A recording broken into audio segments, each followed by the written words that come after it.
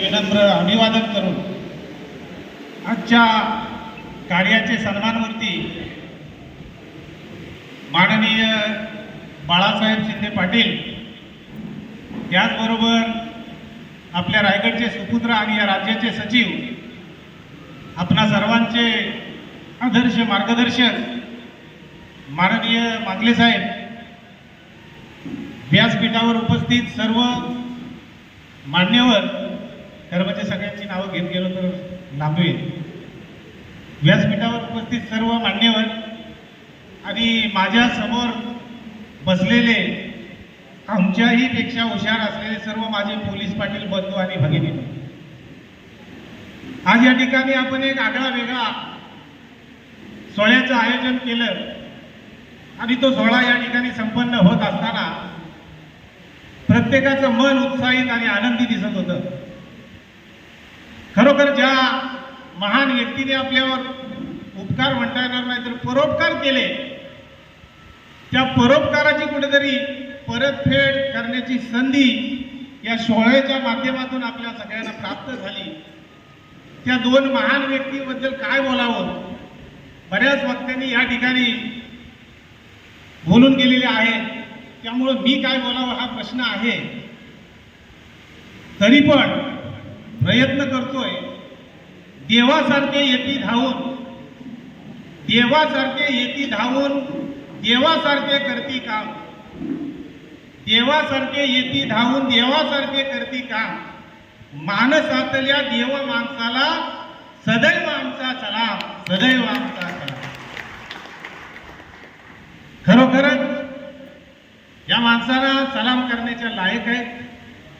आणि मी मुद्दाम या ठिकाणी भाषणाच्या सुरुवातीला म्हणालो की माझ्या समोर बसलेले सर्व सन्माननीय माझे पोलीस, माझ्यापेक्षा आमच्यापेक्षाही हुशार असलेले सर्व सन्माननीय पोलीस पाटील बंधू आणि भगिनींनो, आता तुम्ही म्हणाल उगाच आम्हाला आमच्यापेक्षा हुशार म्हणाले म्हणून त्याचा अर्थ पटवून सांगतोय की या ठिकाणी आम्ही जी मंडळी बसलोय ही मंडळी केवळ तुमच्यामुळे आम्ही मोठे झालो. आमच्याकडनं काम करत असताना ज्या काही वेळोवेळी चुका झाल्या त्या चुका सुधारून आम्हाला पुढं जाण्याची संधी, म्हणजे आमच्याकडून होत असलेल्या चुका दाखवण्याचं काम तुम्ही केलं आणि म्हणून आम्ही पुढे होत गेलो. आता आम्हाला या ठिकाणी मार्गदर्शन करण्याचं कारण काय, तर आमची जागा घेण्यासाठी तुम्ही तरी तयार करायचे आहेत आणि म्हणून आमची जागा घेण्यासाठी तुम्ही तयार व्हावे या उद्देशानं मी तुम्हाला माझ्यासमोर असलेले सर्व हुशार मंडळी असं संबोधलं आहे. महाराष्ट्राच्या दऱ्याखोऱ्यातून आणि कानाकोपऱ्यातून ज्यांच्या नावाचा सुगंध दरवळतो ते आदरणीय बाळासाहेब, आदरणीय मांगले साहेब यांचं ऋण आपल्याला खरोखरच शब्दात फेडता येणार नाही.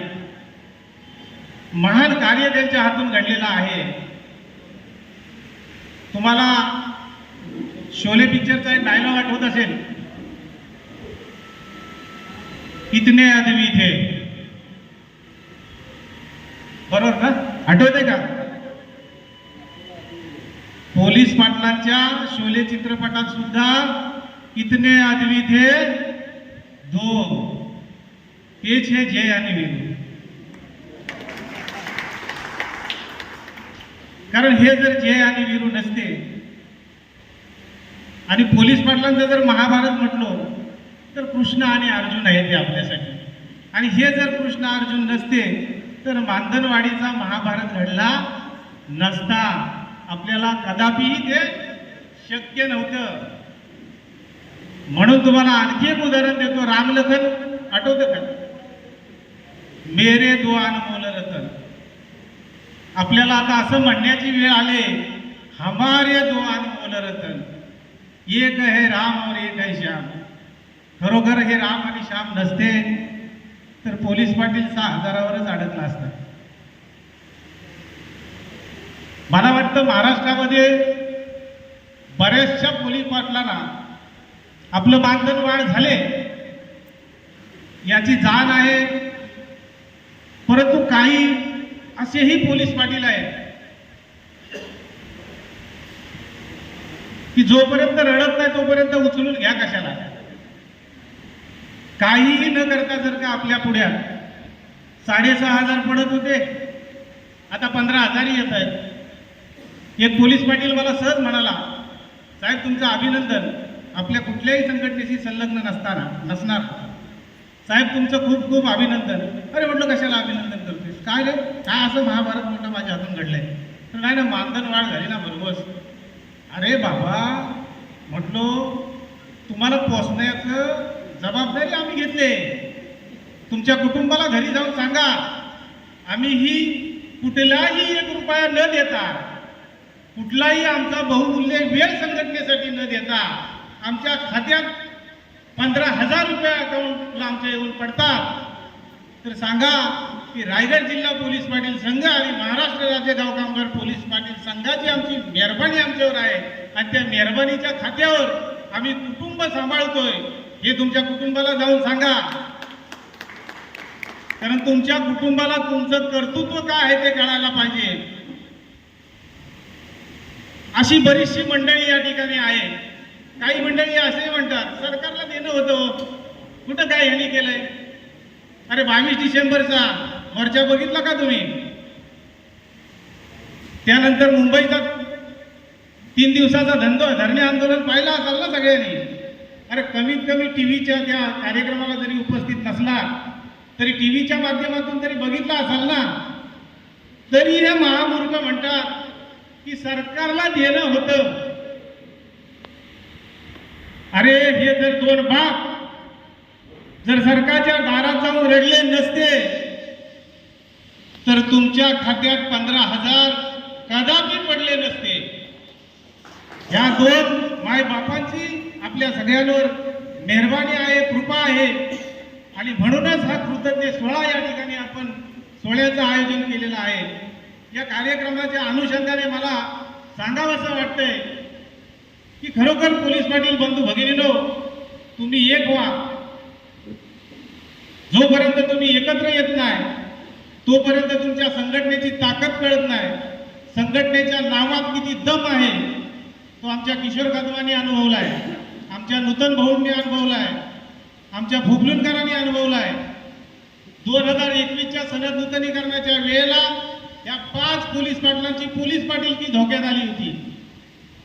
या 5 पोलीस पाटलांची पोलीस पाटीलकी वाचवण्याचं काम या संघटनेच्या माध्यमातून मी केलंय. जर संघटना नसती तर हे बिचारे कोणाकडे गेले असते. दिवसेंदिवस यांच्या पायाखालची वाळू घसरत होती. म्हणून संघटना महत्वाची आहे.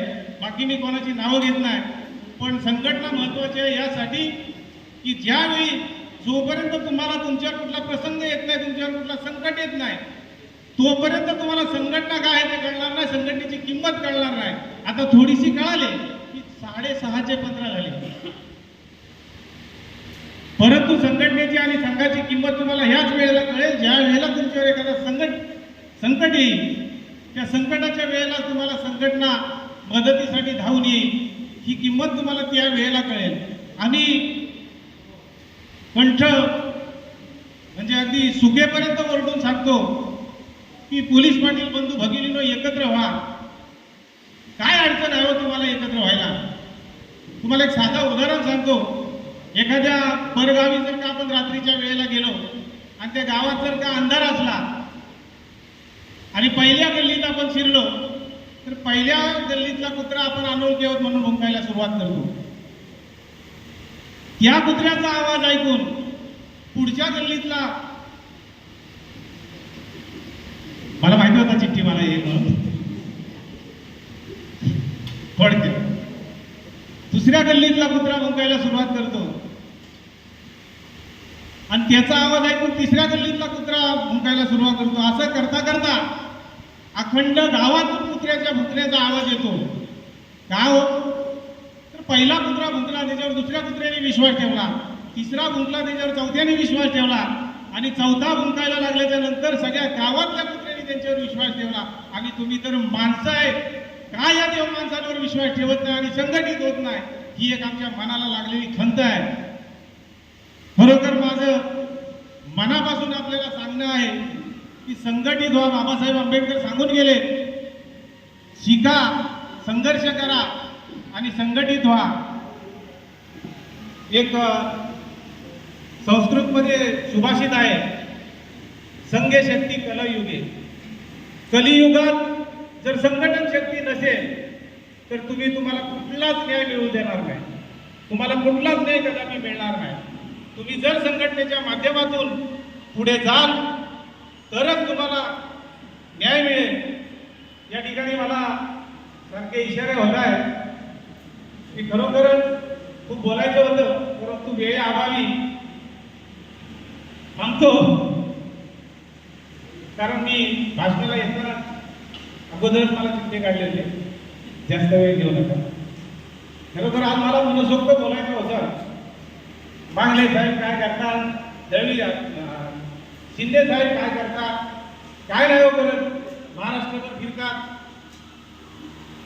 आणि आपला मोठेपणा करतात, अशी म्हणणारी मंडळी आम्ही स्वतः बघितलेली आहे, स्वतः त्यांच्या कानाने ते शब्द ऐकलेले आहेत आणि वेळोवेळी आमच्या माध्यमातून त्यांना उत्तरं दिलेली आहेत. अरे बाबांनो, तुम्ही प्रेक्षक आहात, तुम्ही प्रेक्षकांचं काम करा, तुम्ही टाळ्या वाजवायचंच काम करणार.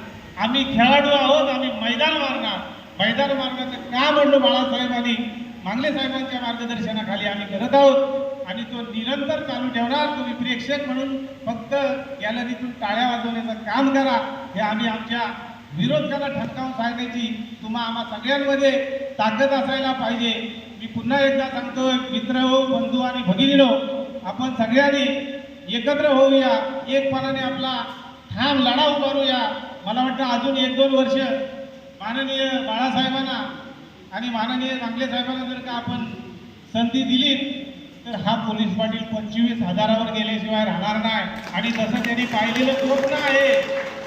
बाळासाहेब स्वतः माझ्याजवळ बोलून गेलेत, पाटील जर का मला काम करण्याची संधी मिळाली, मांगले साहेबांना आणि मला जर का अजून 1-2 वर्ष काम करण्याची जर संधी मिळाली तर ह्या पोलीस पाटलांना मी 25,000वर नेऊन ठेवणार आहे.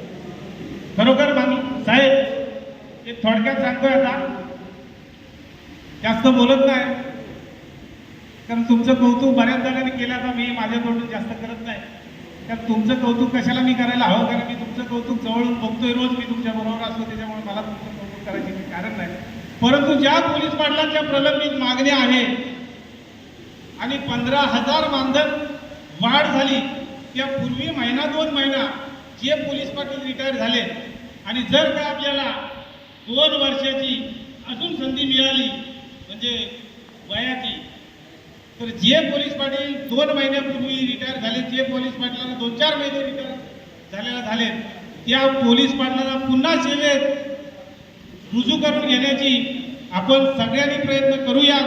कारण मी माझ्या भागातील तरी प्रत्येक पोलीस पाटलाला शब्द दिलाय की तुम्ही काल परवा रिटायर झालाय, पण जर का आपली 2 वर्षाची आपल्याला जर का अधिक संधी मिळाली,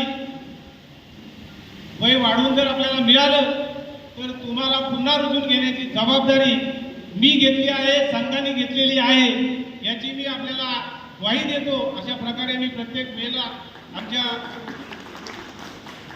रिटायरमेंट पोलीस पाटलांना शब्द दिलेला आहे. साहेब, हे शब्द कुठेही या शब्दाला बाधा आली नाही पाहिजे अशी आपल्याकडं